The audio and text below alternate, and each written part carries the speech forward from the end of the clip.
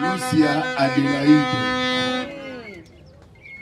Makambo ezalaki lokola ndoto. Lelo elati elamba. Ekomi pe ya solo. Na ebisaka ona obala yo. Dende ko lubaki obala divi. Abela ebisaka ki na obala yo. Oza nyonso mpona ngai. Sans toi ma vie est torturée. J'étais plus énergie et respire. Ombanga na motema na yo ndenga na bombi. Devant l'état, devant ma parent. Je t'aime, je t'aime, je t'aime.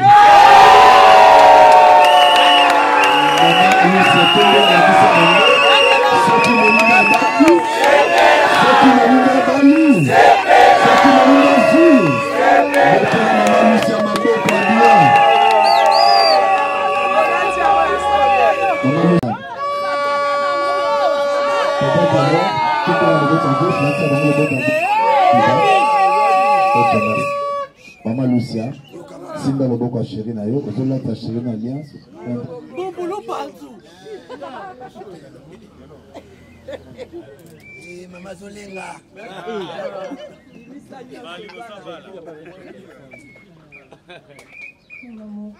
Yokabwa. Nyonso nabengaka yo papa elenga geno na Central Est po nimona kondeka fanatique na ngeka fa lelo na suis kombo amen oyo ekini kati na nga moko na makambo nyonso osali alors papa nabengi yo chapeau.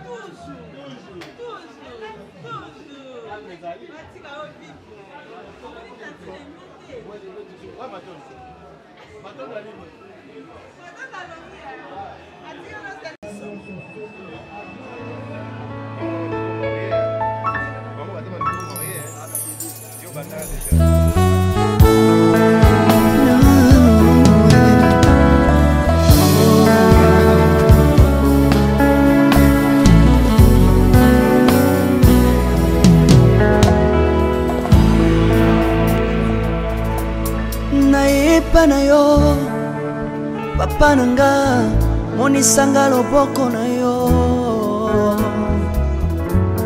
nayepa na yo mosantu yo monisanga loboko na yo nzamba lolo yo azosale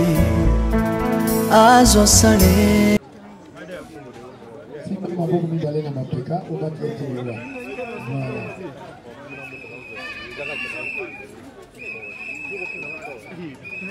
c'est bon? Voilà.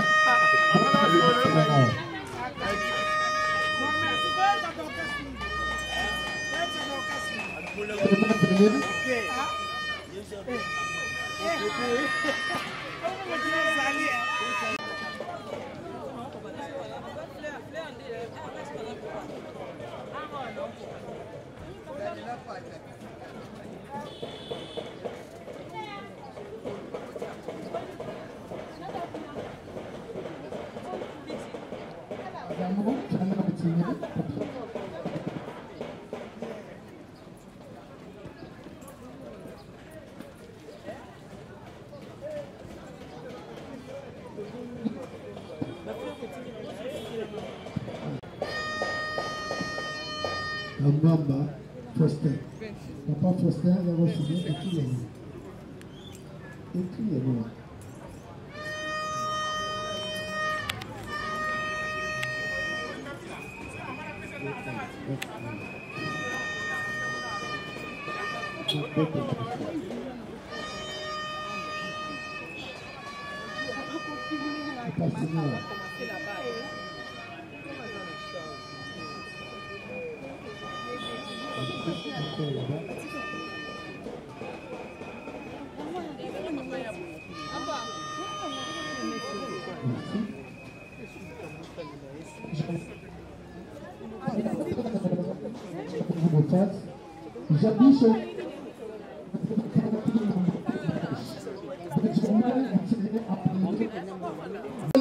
La bango, de plus de 150 ans. Merci, que Dieu vous bénisse. Tu ma photo souvenir.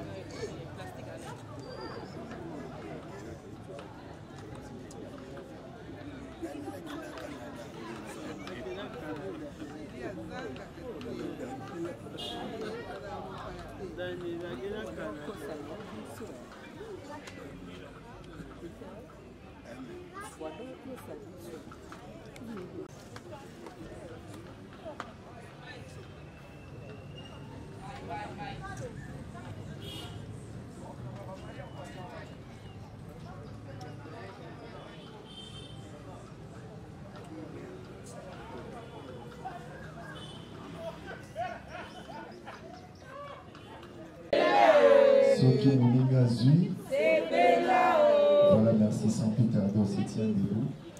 Nous voulons recevoir le couple Eyenga Beauté Tekelo et mademoiselle Adélaïde Lucia. Voilà, merci. Le prince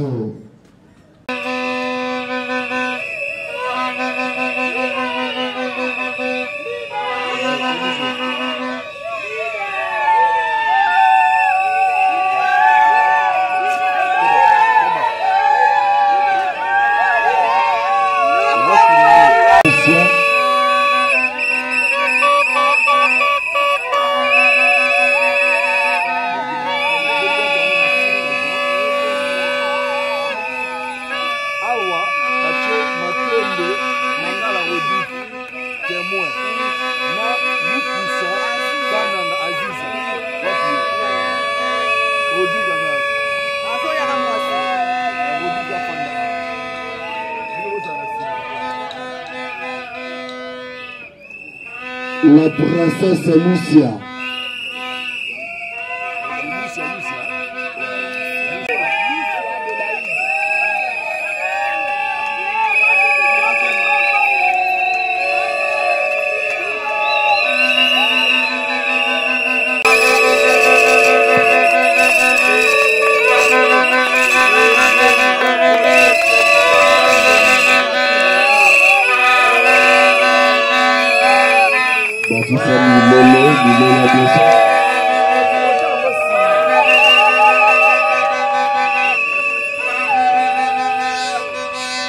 Merci beaucoup.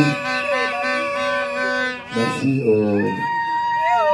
Monsieur Keller et Maman Lucia. Félicitations. Et c'est le jour de l'État qu'on doit prendre l'acte de votre réunion. Célibat n'a pas besoin de connaître les. Bakisi na bango maboko ya bote na bango maboko ya milele. Sans plus tarder, nous voulons recevoir Monsieur le bourgmestre de la commune de Kasavubu et son maçon de Péfilé. Le bourgmestre de la commune de Kasavubu. Je veux courir que je veux comme maboko ya bien na milele, bota maboko ya bien. Beta maboko bien animé. Monsieur le maire, Masson de Péfilé. Ceux qui m'ont bali, ceux qui m'ont su, qui s'en même.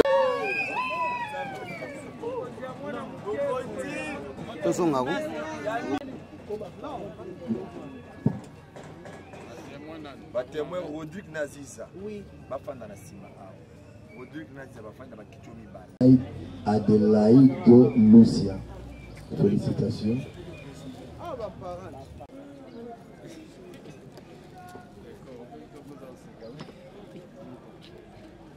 Alors, je vois les gens debout. Qui c'est Sylvie? On peut leur donner chez nous. Avec le chef là-bas. Quand il y a un mariage à Star, il faut faire la fin.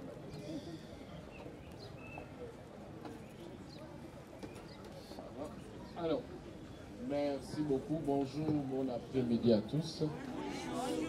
Soyez les bienvenus dans la commune de Kasavubu. Je pense que le Tambola la ville, c'est vraiment inédit. La commune de Kasavubu, toujours mariage, il y a une célébrité. Donc, c'est un honneur pour Nabisopé parce que ça donne aussi une bonne image de la commune. Ça veut dire que tout ça, on l'a bien. Et aussi, à Zapé Abisso, essayer de valoriser et puis de honorer. Alors, aujourd'hui, nous sommes ici pour un mariage civil, en tant qu'artiste, mais en tant que citoyen congolais. Nous avons M. Eyenga Botete Gelon et Mademoiselle Adelaide Lucia. Alors, le mariage civil, c'est le seul mariage qui met fin au célibat. Ça veut dire, même si vous savez que le mariage continue, mais l'ONE, célibat, ils ont combattu l'État de Azozwa, engagement par rapport au mariage.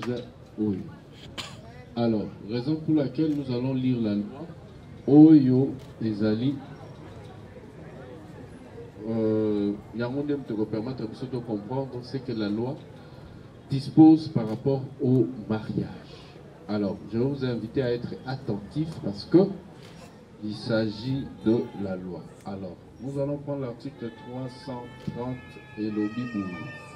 Le mariage est l'acte civil, public et solennel par lequel un homme et une femme qui ne sont engagés ni l'un ni l'autre dans le lien d'un précédent mariage enregistré établissent entre eux une union légale, durable, dont les conditions de formation, les effets et la dissolution sont déterminés par la présente loi. Alors, nous allons bilingue, pourquoi? Parce que ça va nous permettre de s'auto-comprendre. Disposition et zone bannie.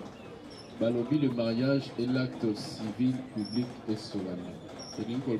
C'est un acte de l'État. Donc, M. Guélon, on a Mademoiselle Lucia Bazali composer un acte de l'État. Et l'ingoloba acte Oyo peut se poser, mais il faut au moins un témoin Bazala et aussi un officier de l'état civil qui est la personne qualifiée pour présider une cérémonie de mariage. Alors, pour la Lélo, tous les officiers de l'état civil au hasard les plus jeunes de toute l'Afrique. Alors, ça c'est une grâce au Bambazu. N'ayez plus mal au rabat, n'habitez pas bête à Rambonda, la bolo à Vina. Alors, merci beaucoup. Ça veut dire, par acte Wana Balobi, un homme et une femme qui ne sont engagés ni l'un ni l'autre dans le lien d'un précédent mariage enregistré. Et les Golobaboué, et à la papa Gelo, et à la maman Lucia, et à la bango Liboso, ba kota la registre Oyo, il y a mariage. Yango wana ba former qu'on a qualifié une union légale, ils ont respecté la loi, mais aussi durable, pas batté. La union Oyo, bana bakoya, famille comme Mnene, et Sengeli Bangope, bazala wana pour l'encadrement. Alors, Torodwasko, article Moussou sur la liberté du mariage. Bon, ça va? Ezolo Baboué. Tout individu a le droit de se marier avec la personne de son choix, de sexe opposé et de former une famille. Tout individu a le droit de se marier avec la personne de son choix, de sexe opposé et de former une famille. Ezolo Baboué. Tunyoso esengeli akulanana moto oyo ye alingi ou soit aponi ye moko. Alors moto wana esengeli soki aza mobali azui mwasi, soki aza mwasi azui mobali. Et puis il faut former une famille. Yango wana tokotuna motuna oyo papa eyenga botete kelo. Avez-vous choisi librement maman Lucia? Oui. Merci. Alors, maman Adélaïde Lucia, avez-vous choisi librement Monsieur Eyengabote Tegelor? Merci.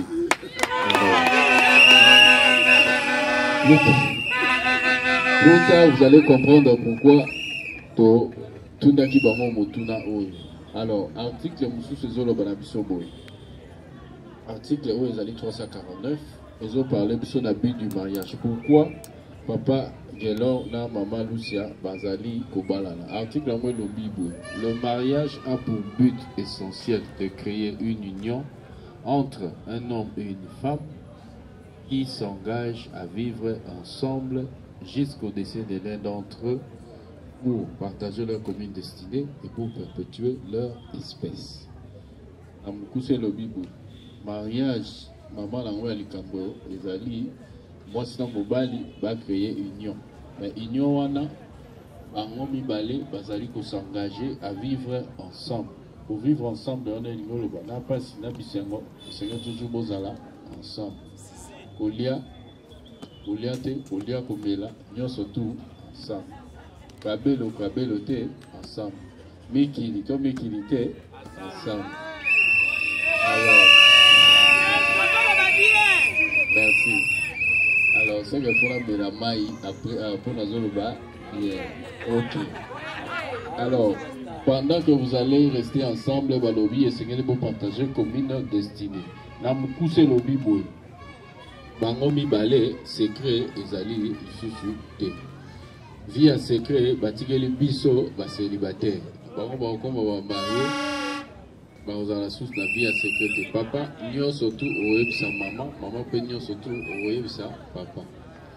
Alors non seulement ça, balobi lisusu esengeli bo perpétuer espèce na bino. Ça veut dire nini? Na libala esengeli tozala na papa Gelo Yamike et puis maman Lucia Yamike. Et puis ndenge zalaka kabana mususu bakozo bazu koto papa ndambu maman pe na. Donc mwana koto akokana papa, koto akokana maman, ou soit likolo. Ah. Toboyi bana oyo bakokana na banoko ou soit batata mwasi. Ah toboya. So boza makina makasi esuka kuna awate na couple oyo. Pardon? Maman a bâti au concert. Donc, balo bakoka na batata mwasi na banoko balobi nini awate tout ça kuna. Ok.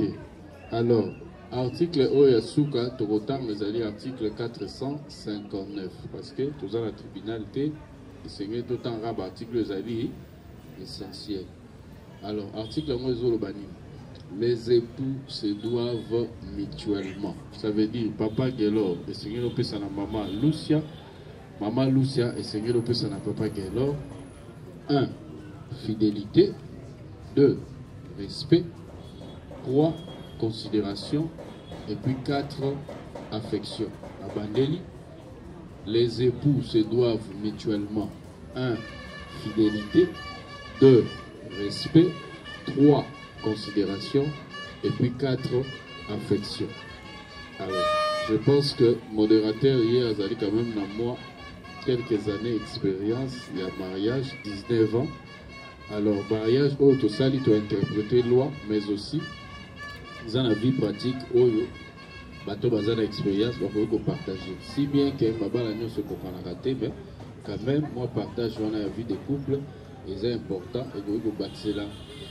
Batuna biso mibale bazo bala awa comme conseil pour permettre de vivre bien, mais aussi dans l'ensemble, peut-être ça peut na bateau et bazana ba nouveau marié ou soit ba papa ou ba habitude aussi ba bosana ba se rafraîchir encore mémoire.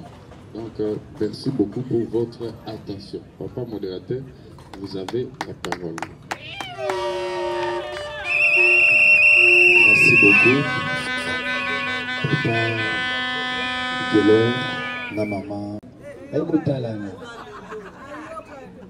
Courage bango. Tobe tena bango na maboko bien. Gelor.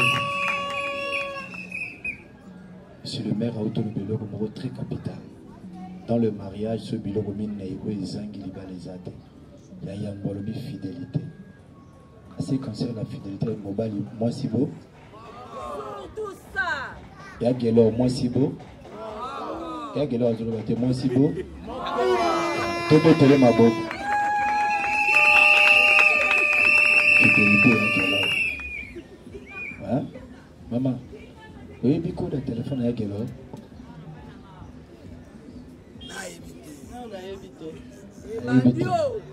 Vous avez schéma de téléphone à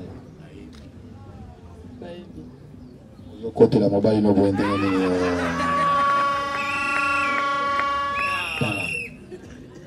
le régime matrimonial na bango, j'ai aimé ma communauté universelle de bien.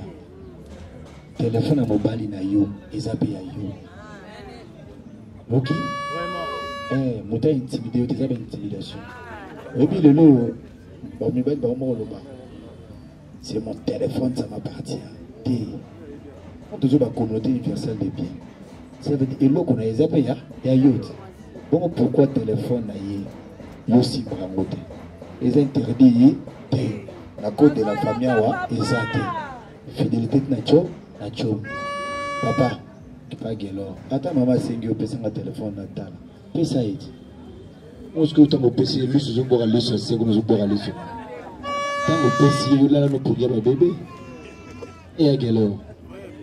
Fidélité de la téléphone. Maman, oui, pourquoi nous avons le babon? Naliba la miso. Naliba la volante, la miso qui. Naliba la miso ka.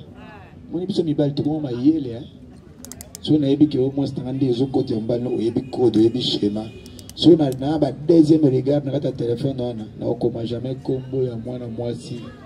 On a comme combo à Bourgoumès, c'est fini. Je peux au monde que Bourgoumès est fini, je bien à Bourgoumès. Je vais à Bourgoumès, c'est Jeannette. Miso. Voilà, merci beaucoup, sans plus tarder. Vous êtes le cas de consentement. Et pour chuter, on va parler sur l'affection. Et à Gelor, l'affection est très importante. Au moins, chaleur au bout dans le chaleur au bout dans le et si la terre. Hein? Vous avez un bon célibataire, karaté, vous changer, mais vous comme à droite, il y en a qui est à gauche. Si vous avez un couple, vous avez affection, c'est vrai, vous avez un au moins, il y a des policiers qui sont des patrouilles. Au moins, il y a des gens qui sont couple, vous avez affection, ça? Moi, sinon, il y a des affections, des affaires, affection. Voilà, merci, sans plus tarder, toujours les gars, la consentement, toujours que le ça couple.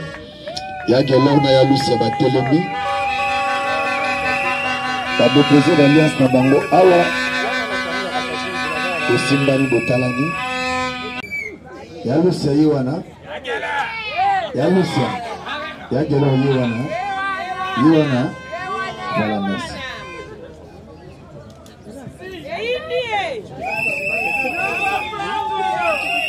Adélaïde, Lucia ici présente. Oui, j'accepte. La beauté de l'or ici présent. Oui, oui.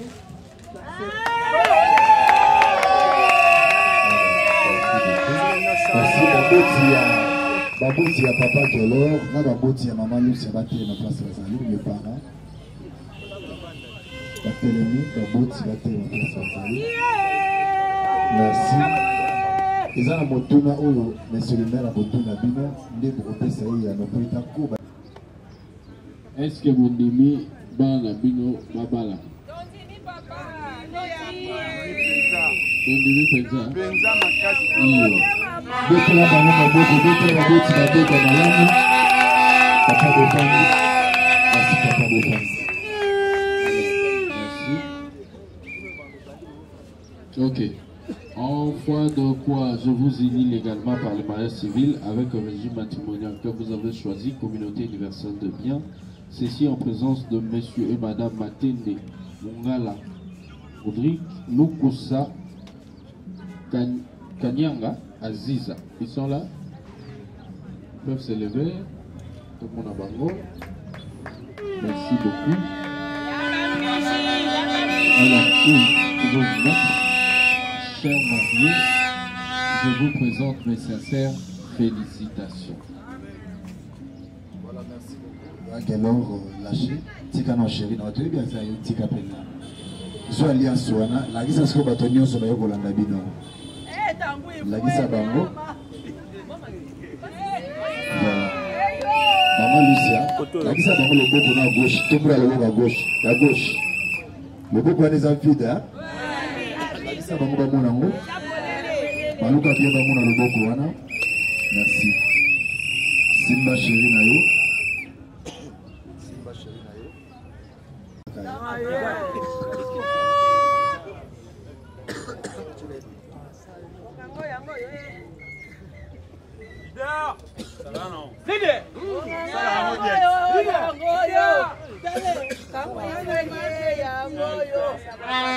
Lucia Adélaïde. Makambo ezalaki lokola ndoto. Lelo elati elamba. Ekomi pe ya solo. Na ebisaka ona obala yo. Dende ko lobaki obala divi. Apela ebisaka ki na obala yo. Oza nyonso mpona ngai. Sans toi ma vie est torturée. Je t'aime plus que l'air je respire. Ombanga na motema na yo ndenga na bombi. Devant l'état, devant ma parent. Je t'aime, je t'aime, je t'aime.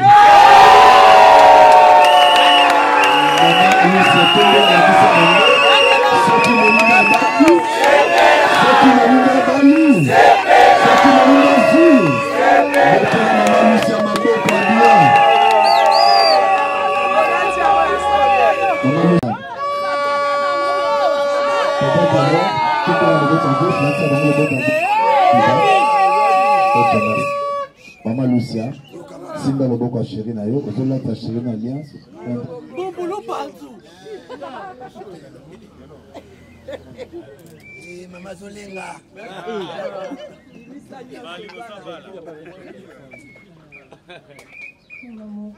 Yokabwa.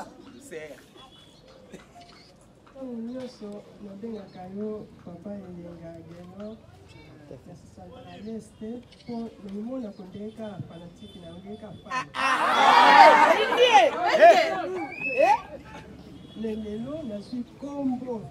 Amen.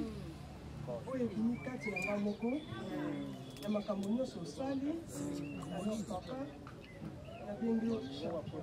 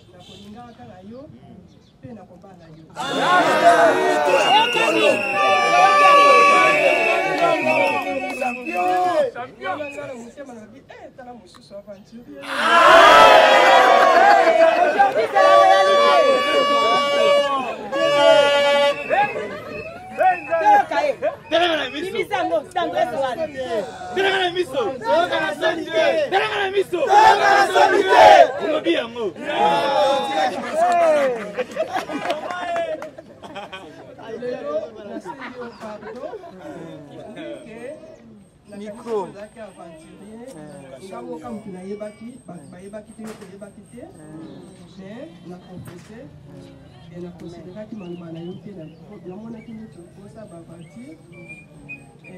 Pardon, papa, Gala. Championne.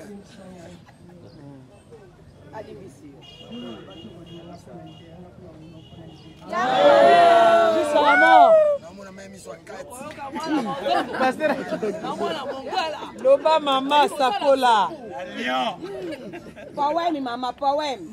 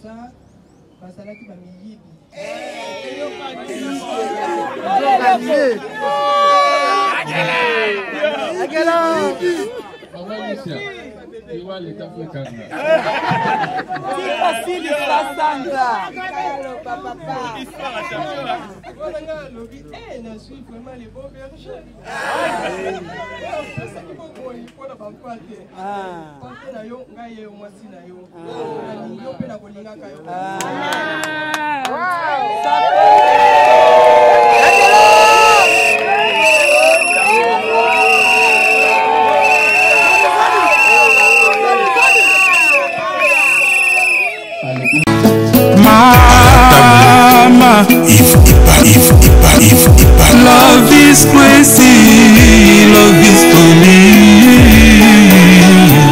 Shalom bana Ozana kombo na ngasa Gladys na eko pesa témoignage na ngana oyo nzambe ya Ozana asalelinga bande konanga bande koteka na wenze biloko nanga e bande koteka mate lorsque baninga baza peni na nga bazoteka kasinga na banda koteka te bande konanga na moni yango oyo eza malchance na ke kolukela ngo délivrance na kene kotambola pa basala nzambe na ke pa ba prophète ba pasteur bande ko babande ko senga ngaka se bambongo kasi na sila ki kozwa délivrance te lorsque na ekokutana na prophète Moïse alekisinga na délivrance bande kolanga alobi mama lakisaka mbongo oyo tekelaka papa abondelaki kaka pona mbongo wana bande ko lolingi na nga ekoteka échangeaki na ke kosomba biloko na nga pour la première jour na sombi biloko na ye na ngona teki na wenze balobi mwana mwasi oyo alsimbikisi na ebisi bango na simbikisi te kasi na leki kokutana kaka na nzambe ya solo nzambe ya Ozana esili wana te bandeko na nga nazalaki mwasi ya mikakatano mpona koluka ba visa partout na ke na Allemagne na ke na France na silaki kozwa ba visa te na bandeko kozwaka toujours ba refi kasi papa tango alekiseli ngango délivrance yabisinga mama kende kokotisa passeport na yo na ambassade otala soki nzambe ako répondre yo te bandeko na kie kokotisa passeport na nga na ye na moni na zui visa nzambe ya lola azwa lokumu akumisama na longwe na mboka o nazalaki na koti na kati na mboka o esika naza yango na eko kumisa mone na nzambe na kati ya Osana bokozwa ba délivrance na bino du jour au jour. Merci beaucoup. Shalom, ngai Mama Vitali na Paris, na lingaki na partager na bino témoignage na ngai concernant Musala. Na banda ko sala esika moko boye banda ko correspondre na ba étude na ngate, mais nazalaki na choité et na banda ko mona que nazalaki na blocage pour na banda ko postuler ba esika ebele mais banda ko pesa kaka ba refus na ba refus. Tant na kutani na prophète Moïse na leki na délivrance makamonanga e fongwami na moni penza loboko nzambe esali lelo nazolo ba boye na koma responsable. Donc na lingaki na remercier nzambe moko na remercier prophète Moïse pe ministère nyonso ya Osana pour na enseignement na suivi bapesa biso chaque jour. Na lobati déjà ba oyo bazoko luka délivrance il faut bolongola ba posa ya biloko nyonso tu ya mokili bo tia kaka nzambe liboso boko mona boko umela te makamuna bino ko fungwa ba pe na lobi lisusu ba oyo batambola partout ko luka ba délivrance oyo esimba te awa ezali terminus nazozela bino nyonso tu na moto